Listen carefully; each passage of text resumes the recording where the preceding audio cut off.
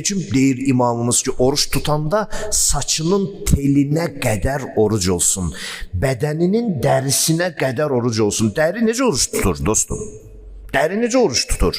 Sən ona nə ötürürsən, o ilə formalaşır. Onun orucunun qaydası, ədəbi budur.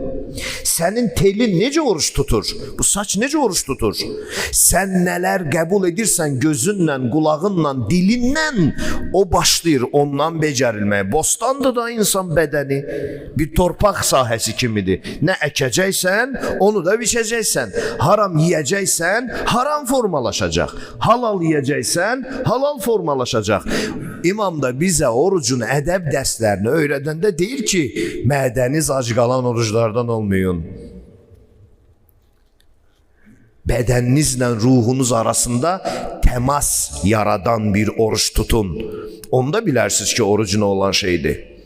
Allah'ın və İzzət-i Cəlalına bizim hamımıza özünün bəyəndiyi oruç tutanlardan qərar versin inşallah.